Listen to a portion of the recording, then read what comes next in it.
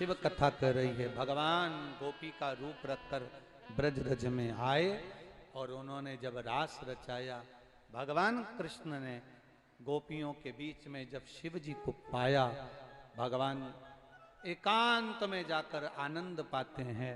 भगवान कृष्ण कहते हैं, गोपियों इतने दिनों से तुम मेरे साथ में रास रचा रही हो, आज तक मैंने तुम्हारा मुंह नहीं देखा। आज मेरा मन कर रहा है कि तुम्हारा मुंडा देखूं, तुम्हारा मुख देखूं। शंकर जी को लगा आज ही देखना जरूरी था। भगवान कृष्ण कहते हैं, गोपियों लाइन से खड़े हो जाओ।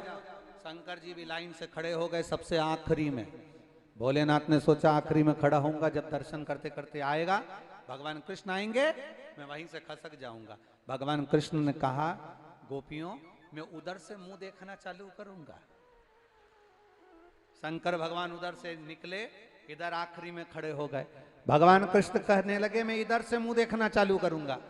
भगवान कृष्ण को लग रहा था ये कभी भी खसक जाएंगे, इसलिए इनको बीच में फंसाना जरूरी है। तो भगवान कृष्ण ने जैसे कहा, शिव जी आदि गोपी उधर, आदि गोपी उधर, बीच में शंकर भगवान खड़े हो गए। मुख देखते देखते देखते देखते शिव जी के पास में पहुंचे।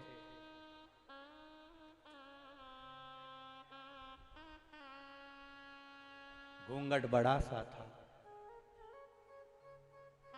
सामने कृष्ण खड़े थे। शंकर को लगा देखेंगे तो वो पल्लू को और खींच लिए, घूंघट को और खींचे। खींचते खींचते जो साड़ी की पिन लगी थी जूड़े में वो खसक गई। बड़े सारी जटा अपने आप नीचे लटक गई। भगवान कृष्ण ने बाबा से पूछा, अकेले आए हो?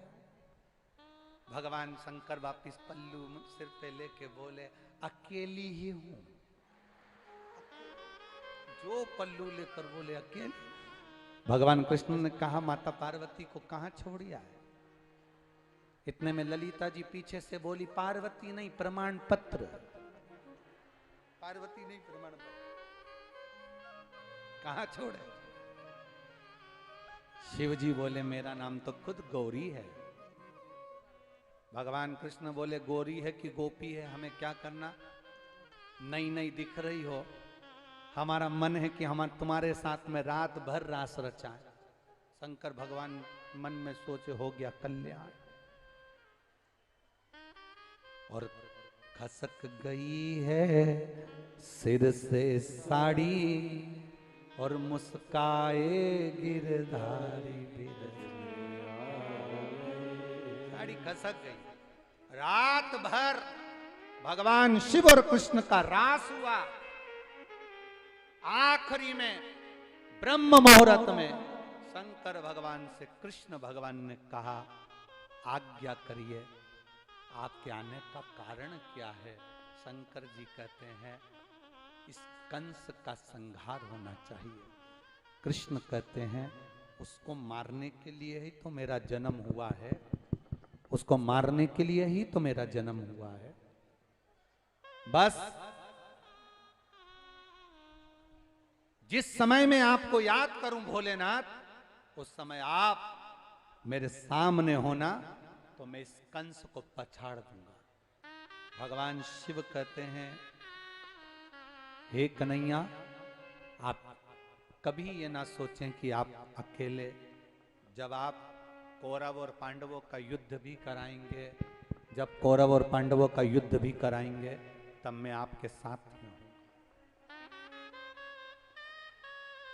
पांडव को आप आज्ञा देंगे मेरी आराधना का, तभी भी मैं उनका साथ दूंगा, आप चिंता ना करें। भगवान ने लीला रच दी। कृष्ण भगवान ने कहा, सुनो भोलेनाथ, आप गोपी का रूप रखकर ब्रजरज में आए हो, आज से आपका नाम गोपेश्वर महादेव होगा। बोल गोपेश्वर महादेव की। ब्रज रज की जितनी गोपियां हैं